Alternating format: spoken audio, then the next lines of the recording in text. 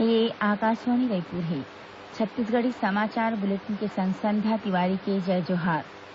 प्रधानमंत्री फसल बीमा योजना ला प्रदेश के जम्मो जिला मन म लागू कर दे गे हे।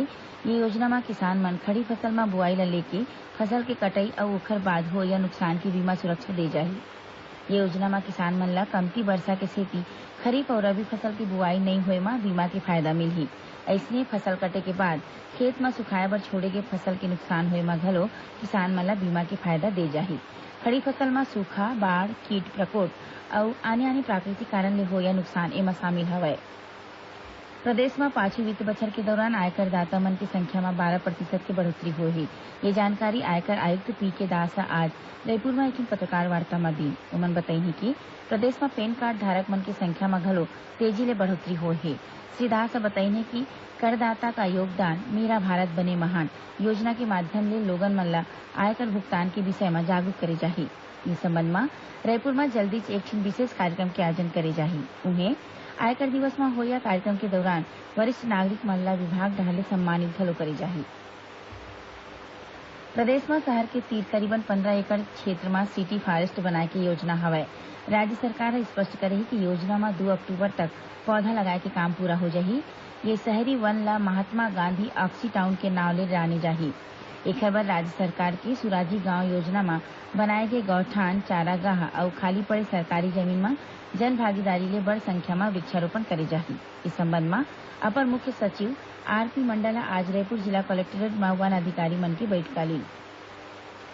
राज्य सरकार है प्रदेश के संग्रहण केंद्र मन में राखे गे धान ला बरसा ले बचाए खातिर जरूरी इंतजाम करे के निर्देश दे हे। खाद्य नागरिक आपूर्ति मंत्री अमरजीत भगत ह रायपुर जिला के बख्तर अउ तिल्दा के संग्रहण केंद्र के अचानक के निरीक्षण करीन। ये मौका म ओमन संग्रहण केंद्र मन में धान की सुरक्षा करे के इंतजाम की घलो जानकारी ली। खबर के मुताबिक कुछ एक संग्रहण केंद्र मन में बरसा ले धान के भीगे के शिकायत मिले के बाद खाद्य मंत्री एला संज्ञान में लेवत कुछ एक धान संग्रहण केंद्र मन के निरीक्षण करीन।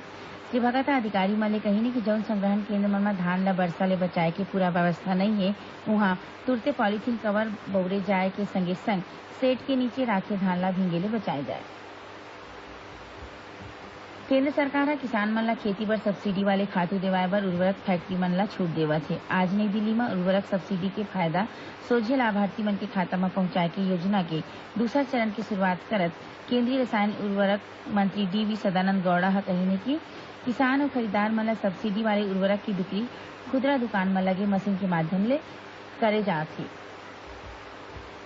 प्रदेश में नियमित टीकाकरण कार्यक्रम में 2 नवा टीका ला शामिल करे गे हे। अब लइका मन ला डायरिया ले बचाए बर रोटा वायरस वैक्सीन पियाए जाही।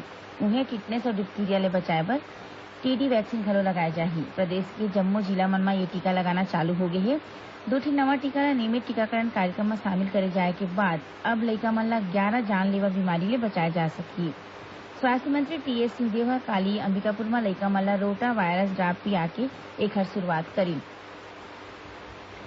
राज्य सरकार प्रदेश के 2 मंत्रीमंडल के विभाग में आंशिक फेरबदल करे है। ये फेरबदल के बाद कृषि मंत्री रविन्द्र चौबे के तीर संसदीय कार्य, किसान कल्याण, जैव प्रौद्योगिकी, पशुधन विकास, मछली पालन, जल संसाधन और एनीकेट विभाग के प्रभार रही।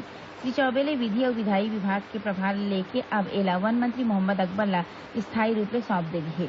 अभी तक ओमन ये विभाग के कामकाज अंतरिम रूप ले संभालत रही है।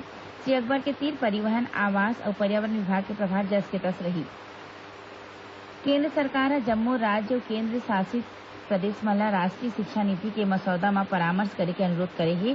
केंद्र कहे कि जम्मू प्रदेश अपन यहाँ ये मसौदा में गोठ बात कराए और 31 जुलाई तक इस संबंध में सुझाव देवे।